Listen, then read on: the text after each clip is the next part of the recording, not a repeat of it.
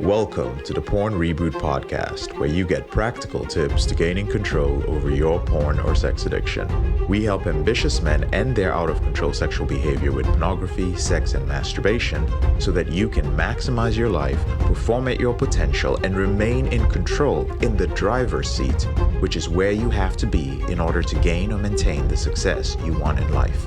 I'm your host, J.K. Emezi, certified sex and porn addiction recovery coach. Welcome to the episode. There's one thing I've noticed that high achievers are really good at misdiagnosing. Your focus begins to feel a little bit off. Your drive feels a little bit muted. Deep work that used to flow, now it needs a lot of effort. Your first assumption is, oh man, I must be burnt out. So you try to add more recovery to your life. Not addiction recovery, just recovery, like better sleep protocol. You take more time off, you reduce the time you're spending in meetings, you delegate. Sometimes that's right, but often it's the wrong diagnosis entirely. Here's the neurological principle that most men who are high performers have never heard. When reward intensity increases artificially, your effort tolerance decreases naturally. Say it again. When your reward intensity increases artificially, that means dopamine, the reward chemical, the reward neurochemical, is increased artificially. That is through pornography, through social media, through drugs of some sort. Your ability to tolerate long stretches of effort decreases naturally.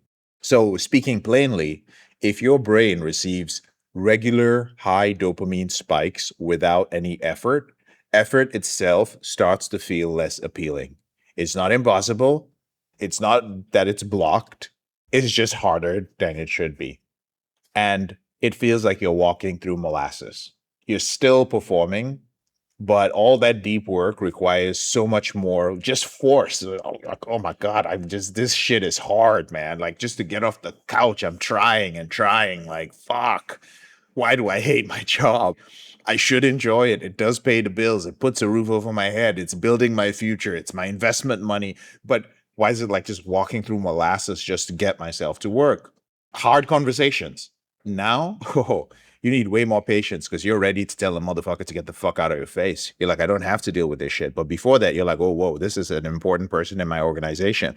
This is an important client. I can't talk to them like that.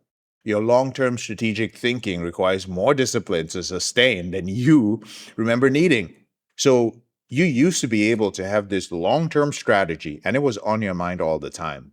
Now, after a long weekend where you've binged for one day, you can't even remember what the strategy is. You know exactly what I'm talking about, bro. You know exactly what I'm talking about. It's like training at altitude without knowing that the altitude changed. That's a good example. I used to live out in New Mexico. I will go out to New Mexico every couple of months, like from Wichita. Wichita's in Kansas. It's the Kansas Plains. So I'd go up to New Mexico and I would just go to the gym early in the morning, same routine, 4:30 in the morning, go out to the gym, start working out there, and I'd be dying. I was like, Jesus Christ, I didn't drink last night. What the heck is happening? It would usually take my dumbass 2 to 3 mornings to figure out, oh, it's Albuquerque. The altitude is different. Or I'd hit up GT, a Reboot strategist, who lived even on a higher up altitude in Santa Fe. And he's like, bro, it's the altitude. That's why you feel sick. So you're working harder to produce the same output. And because the output looks the same from the outside, nobody, including you, can name what has actually changed. So here's what my clients usually find useful, executive clients, when I work with you.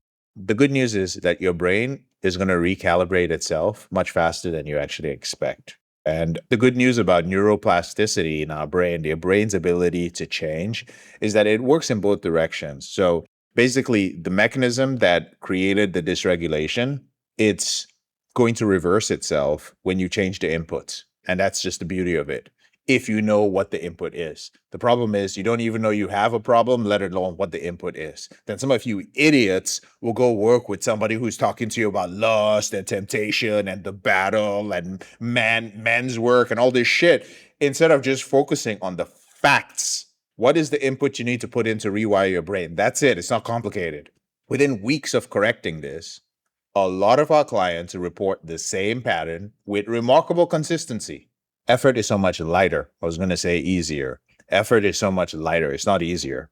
The resistance that made deep work feel like, like fucking wading through molasses becomes a lot more manageable. Focus returns and you don't have to force it. And your emotional reactivity, that short fuse, that impatience, that disproportionate response to friction, that drops significantly. And then your long term strategic thinking becomes accessible again, but you just don't need the constant effort to pull yourself back into it. I want to make this clear. I know the language that I'm using is a little bit different. I'm not trying to be motivational. I'm trying to talk or speak from the perspective of neuroscience.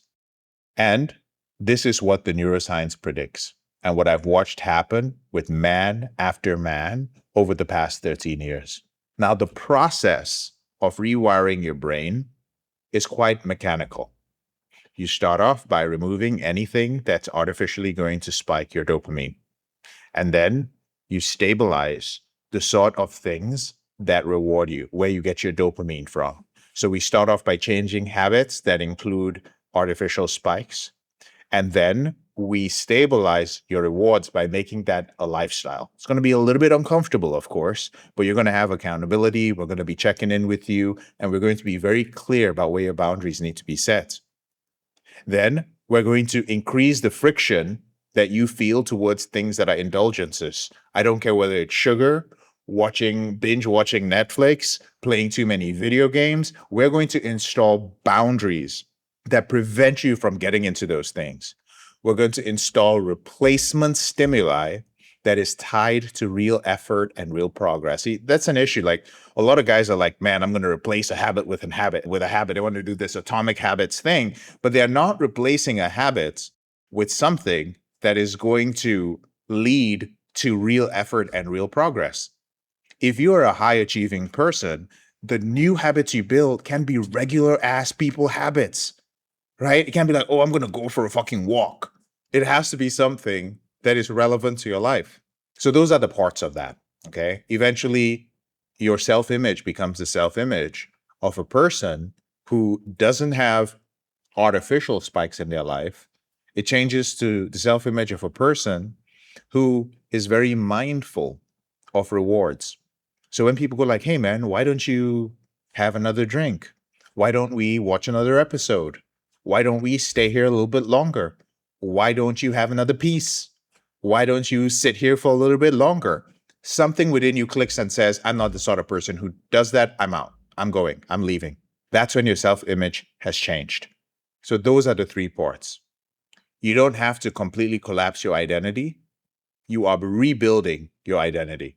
I think a lot of people feel that they are going to lose the idea of who they are. No, you're still going to be you, but your identity when it comes to your performance is what's going to change.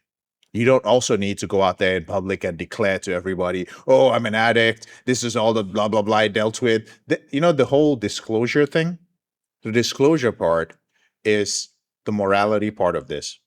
The number of men who come to me disappointed because they went to a coach or a therapist to help them end their behavior. And this person was like, you need to disclose to your wife because the betrayal and the shame and all. And you're like, bro, I didn't come to you because of those things. I came to you because I have porn-induced erectile dysfunction. I'm not thinking clearly. I'm not making the right decisions. And my entire emotional world is falling down. I used to have absolutely no remorse about what I did, and I could still perform. I could still provide for my family. Now I'm an emotional mess. So instead of them focusing on fixing the things that are causing this guy to lose his cognition, they focus straight up on the emotional side of things. They're like, oh man, you need to disclose this publicly. We need to deal with the emotions that came out of a result of your structure collapsing. No, you fix the structure first. You allow the man to recalibrate. You allow the man to get to a point where he can function in the right way. And while you're doing that, you are checking in with the man on his standards and his values and reminding him of how did you get to this place? What kind of husband do you want to be? What kind of partner do you want to be? But they don't do that. They go straight for the morality thing first. And then the man is then filled with shame and cannot even work on the structure because the morality thing is so heavy on you.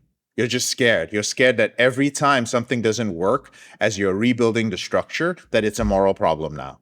It's fucked up the way people do it out there. And that's the entire reason why Porn Reboot exists. We don't do that shit. I'm not saying that we don't, well, actually, I'll be honest with you, we don't focus on your morals. I really couldn't care less about your morals. Your morals are yours personally. Now, if you're an absolutely immoral human being, we wouldn't even be able to work together in the first place because it'll be oozing out of you on your first call. But we're not here to work on your morals.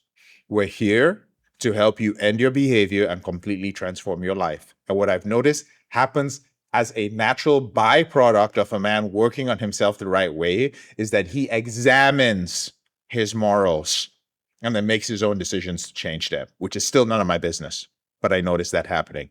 So you stop craving intensity, you start craving progress. And that shift from being an intensity-seeking person to a progress-seeking person is the exact difference between a distracted man and a dangerous man.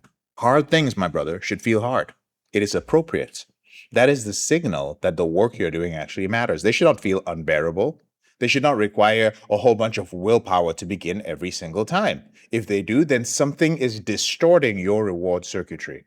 So when you correct that, everything downstream is going to compound and you're going to keep winning.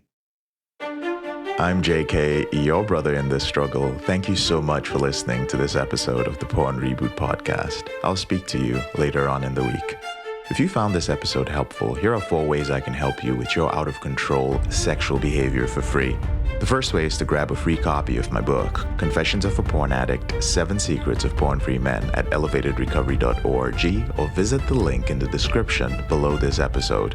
The second way is, if you're not sure where to start, but you'd like to learn more about my team and I, if you'd like to spend time with like-minded professionals and business owners who are controlling their behavior, then join our free and confidential group, the Porn Reboot group on Facebook. There's a link to join in the description below this episode. The third way is if you need help right now because you have a burning issue, your behavior with pornography is hurting you mentally or emotionally, you're about to lose your relationship, you want to live up to your potential, be an authentic man, and free yourself from shame, guilt, and underachieving, then click on the link in the description below this episode that says free coaching call. And the fourth way is to leave us a 5-star review if you enjoy this podcast so that we can reach more men who are struggling in silence and bring back the lessons we learn from coaching them to freedom.